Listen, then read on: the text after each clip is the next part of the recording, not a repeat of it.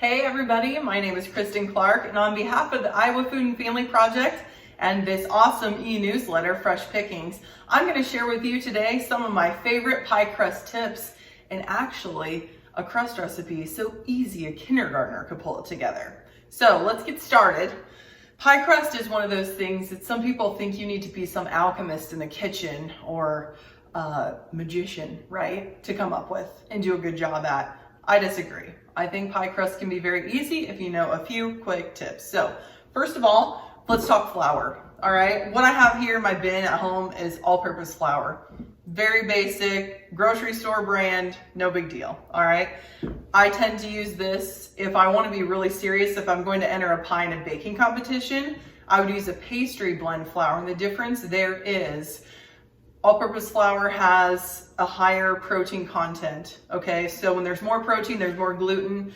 More gluten formation in your pie can mean that you have a more tough crust, okay? The less protein amount or gluten amount in the pastry blend of flour will yield a more tender crust result. Now, if you don't overwork your pie crust, you're not gonna have a tough result anyway. But if you want a little leg up, just a little leverage, you could totally use a pastry blend.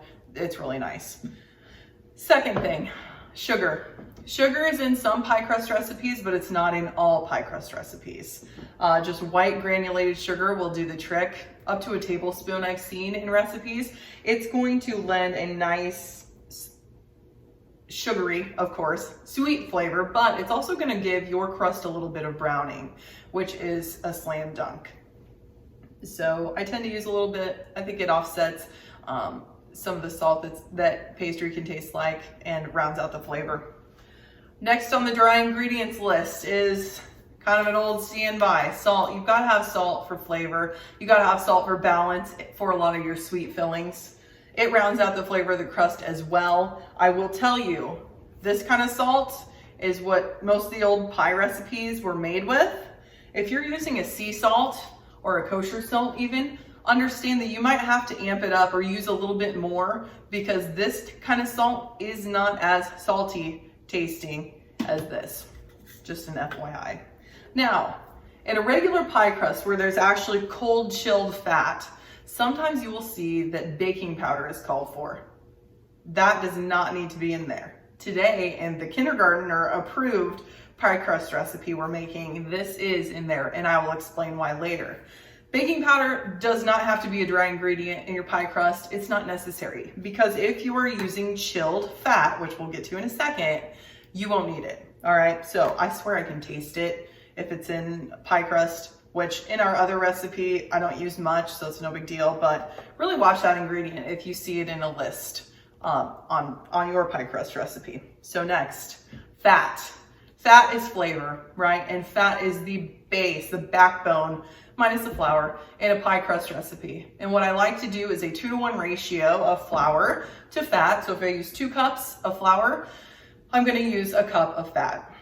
The fats that I like to use the most are actually a combination. So I use butter and lard, very well chilled. And I like to actually cube the butter when I put it into the flour mixture, just because it incorporates so much easier.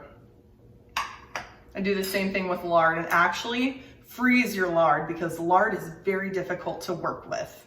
I like to incorporate those little cubes with a potato masher. Yes, like the 99-cent potato masher from the grocery store aisle. I'm not joking, it works well. You don't want to overmix the fat, over incorporate the fat, and you do that before the liquids are added, of course. But you don't want to over incorporate the fat, because I like to have nice chunks in there that turn into sheets when you roll your pastry out, because when that hits the hot oven, steam is created, and the steam is what lifts the flour, the layers of gluten, the flour, the layers of dry ingredient away from each other to create flakes. All right, so definitely don't over incorporate your flour. I know there's some people that grate it and do a bunch of crazy stuff. Just cube it up and mash it together with your dry ingredients. Okay, so dry ingredients in the bowl, whisk that up so it's well incorporated. Wet, cold fat, not wet, cold fat goes in there, cubed cold fat. All right, mix it up a little bit, and then ice water, okay? Everything after the cold fat addition is going to be chilled. I like to add a little blitz of cider vinegar. I believe this tenderizes the crust as well. Another wet ingredient that you might see in a pie crust recipe would be an egg. And if you're a beginning pie baker, you could totally find an egg pie crust recipe that tastes pretty good. I like to use egg when I make quiche crust, but it also makes it really easy to roll out. However, that egg may make you want to over mix your pie crust a little too much. So I do without the egg for a while. The more liquid you add to your pie crust, the tougher it's gonna be, okay? The more working it's gonna encourage, the more your flour is gonna turn tough like bread. We want pastry, soft, light, and flaky. Don't overwork it, okay? You're gonna have chunks of butter in the disc that you roll out after you incorporate everything together, so the pie crust becomes a dough, and you have a dough ball.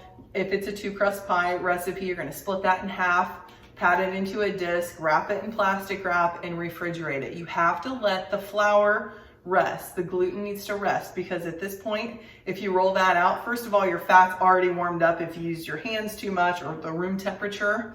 All right, so we have to get it back in there. We have to get it chilled. Also gives a chance for the dough to relax. And when you roll it out, it's not gonna be spastic and snap back into position. Like if you've ever made pizza crust, okay? And you're rolling your pizza crust out and it just keeps shrinking back and you're like, oh my gosh, what is happening? Let me tell you what's happening. The gluten is spazzing out and it's saying, dude, let me chill for a second. So let your dough rest. Definitely the pie crust gotta go in the fridge, all right? Let it rest for an hour in the fridge, even a half an hour is fine. Get it well chilled before we do the rollout step, all right? I think that is all I want to tell you about regular pie crust recipe with the fat that's cubed that we're going to put in. So I hope you get to cooking in the kitchen, baking a pie for your family. And if you thought about making an apple pie, okay, so this is going to be a filling tip. I want to sneak in here quick before they shut me off. Apple pie, try pear pie this year. Just try it. Just try one for me. I want to see if you like it. It's my favorite pie. I love pear pie. If you're using apples and you're making an apple pie too, use 2 to 3 different varieties of apple and make sure they're all baking apples, of course. You can do one super tart, one that's a little bit more firm. It's a great way to incorporate different flavors and add a lot of body to the flavor of your pie. It's just gonna taste so much better. Good luck. Stick with me right now if you wanna learn how to make the kindergarten roundup version of pie crust, the easiest pie crust ever. And it's got an unusual ingredient, oil. All right, let's get ready to make this crust. Oh, we're gonna need that. We're gonna need flour. We're not gonna need the butter, so we'll chuck this forward here. All right, look, I even have it on a piece of paper. This is important. If you make it on Sharpie, actually, what is this on? This is actually on my softball roster on one side. What year was that? Oh yeah, that's been a couple years ago, okay? So if you make it on Sharpie on a piece of paper, I stick you up on my wall in my kitchen, you know you're a good recipe. But I love this one because it's so simple. So the first thing I need is 2 cups of all-purpose flour. Now, fluff to aerate your flour. See what I'm doing? I'm kind of letting it in and fluffing it out. The other thing you could do is scoop and gently, delicately put the flour into the measurement. We don't want to put packed flour into our measuring cup. Whoops, we need a little bit more, okay? You never want to pack flour, and of course, it's not like brown sugar. We're not packing it. Ooh, this is gonna be a small cup or a small bowl for my recipe here. All right, so now it's all fluffed. This is how I normally measure it. I usually don't scoop it in there, but you need to aerate your flour because you don't want it packed going into your recipe. It will end up having too much flour and it's gonna be a train wreck. Okay, so now ½ teaspoon of salt. I measure it in my hand. I've had a lot of teaspoons of things in my hand before. Do that, put the extra over your shoulder. Gotta have luck. All right, and we'll have a teaspoon of sugar. Looks about like that. Little sweetness, little color. Gotta have the color. Brown food is good food. And then we will do a half a teaspoon of baking powder.